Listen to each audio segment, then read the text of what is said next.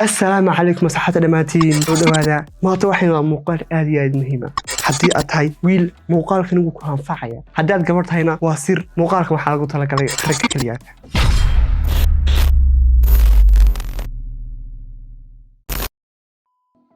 ويلو gabdhuhu 6 meelood ama 6 waxyaabood oo ay ka eegaan ninku inuu leeyahay iyo inaanu lahayn aynu maanta muuqaalkiinan ku soo qaadan doonaa oo aynu ku faahfaahin doonaa haddii aan lahayn 6 waxyaabood saaxiibkayga ku dhamaan haddii aad leedahay 6 waxyaaboodna gabadh kasta waa dhinacaaga haaye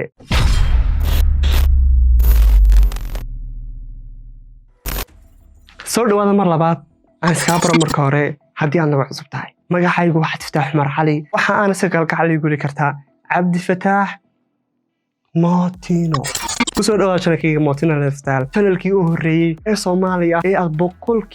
ka helayso muuqaalo ku saabsan lifestyle-ka noocyadiisa kala duwan hadii aad tahay style-ka fashion-ka dressing-ka grooming-ka iyo waxyaabahaas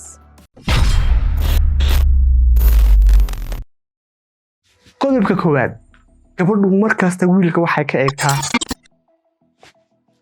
outfit-ka uu xiran yahay ama labiskiisa waa qodobka ugu muhiimsan ee ay gabadhu markasta ay wiilka ka eegto واللبس هو مهمة كواد ويلك إحنا شيء سنو واحد أي مسؤولية كسران تيسير ويلك قبل مرك كواد أي كوركت أي كهل وده لبس كاجا هذيك أنا كهل ميس شخصية أنا كهل ميس واحد ترتقف كذا واحد أولي هاي أو تشعلي هاي ستيل وجونية أو كوسو بحيو اسكود ده ستيل كأتشعشين المر والبون نقضك إن ده هدو مركا أكتشوجا سوتشي أنت أوجو بدن ده ستيل كاجا ونقول لها مس سوتشي سلا واحد إنه كجا هذا اللي مقالة هراء وصوص عنا وين كجا هذا الدنيا اسكود ده إن أديبو طاوتهم مقالة aad uga hesho fikrado dheeraad ah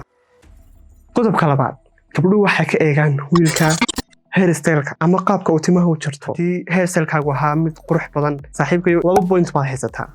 majarashada ama xirashada timaha waa mid ka mid ah kuwa ugu waaweyn inuu ka eegayso in aad ogaato qaabka aad timahaaga u jaranayso iyo sida uu kolba timaha jaranaysa ugu soo baxay wajigaaga waa mid ka mid ah waxyaabaha ugu muhiimsan ee ay tahay inaad ogaato inuu wiilo waxaanu kaga hadlay muuqaalo hore sida uu hairstyle-ka ugu soo baxayo kolba qaab dhismeedka wajigaaga uu samaysan yahay gabdhuhu waxa ay jecel yihiin mar walba wiilka timihiisa iyo taaloogiisu markasta ay freshka yihiin u soo xirto sida joogtada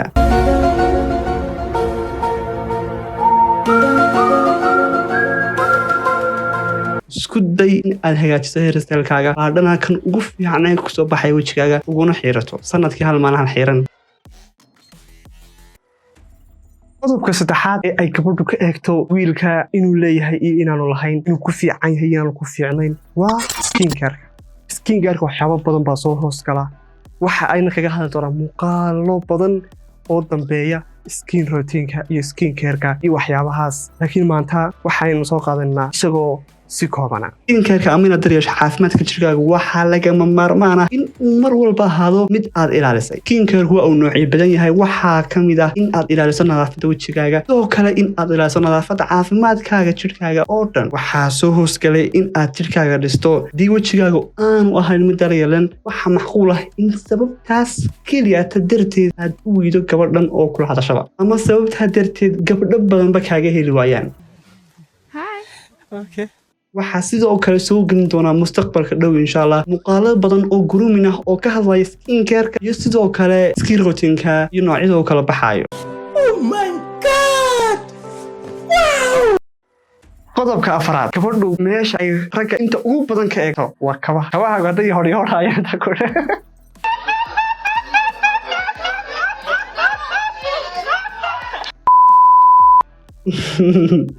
marka aan kulay kabahaagu waa kuwa ugu muhiimsan ee ay gabadhu marka ay ku aragtaba ay ka eegayso aan ku yar fahansiyo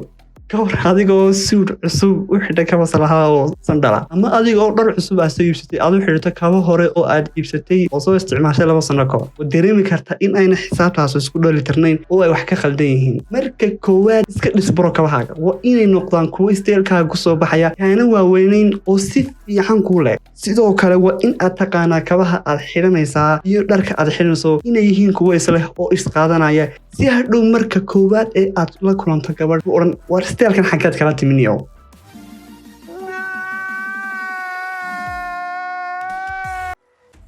qodobka shanaad ee ay gabadhu markasta ninka ka eegto waa uduga ama carafta jirkiisa ka soo baxaysa ma marsan عرفت سماها عندي عرفت أمود كونك عرفت مياه برادا نمرت على نين وحن كودا هذي irkiisu soo urayo runta fiican soo ma waxa aan kugu la talinayaa markasta ku dadaal in aad marsanaato cadar ama waxyaabahan kale ee jidhkaaga udgoonaya marka laga tago gabadh qof kasta wuu karaahsanayaa qof yacni aan udug marsanayn oo yara xoogaa soo yara jiiraya afku yara diidaya laakiin markaas runta fiican la isku sheego arrinkan muran kama taagna haddii aanad ku fiicanayn oo aan aqoon in gabadh walba iyo cid kastaba ay ku karaahsanayso oo ay ku karaahsanayso arrinkan qiyaas adiga oo saaxiibka la fadhiya haddii uu ku soo ag fadhiisto dib cadarkiisa aad uriso intee in laga nafis dareemaysaa urtaas darteed ama marka qofku ag socda cadarkiisa uu ku uro gabadhuna waa sidaas oo kale haddii ayna cadarkaa urin marka koowaad ay ku aragto wallaahi billaahi forever ku dhiliid garanaysaa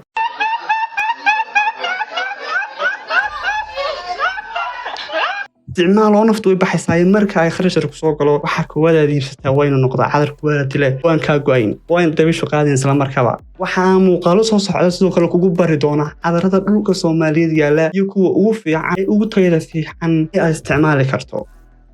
qodobka lixaad ee ay gabadhu markasta ka eegto ninka kan iyada oo kaliya tamaha yacni adiga shakhsi ahaanta way fiican tahay markasta in aad ku dadaasho waa inaad ku dadaashaa nadaafada idiyahaaga iyo afkaaga ama ilkahaaga aad bay u yara adag tahay in qof loo sheego waayo waxyaabihii basic ahaa ee qof kasta markasta ku dadaali jiray laakiin waxa aan kugu talinayaa in aad markasta ku dadaasho oo aad naga hagaajiso halkaan si ayna gabadhu inooga helin wax iina oo halka dambe inooga soo baxda ama wax dhaliila oo ay gabadhaas marka dambe ka sheegto okay waxaan rajaynayaa muuqaal kale kooban oo anfacay hadda kadibna aad taqaano farsamooyinka haylaw inaad commentiga noogu reebto fikirkaaga waa muhiim qodobka ugu muhiimsan ee kan uu sameeyay adiga idaawanaya muuqaal haddii aanad channelkan subscribe saarin hadda aad taagan tahay fadlan subscribe saar channelkan aad baan ugu mahadcelinayaa xataa arkaas oh my god wow salaam asxaabta dhamaantiin maca salaama bye bye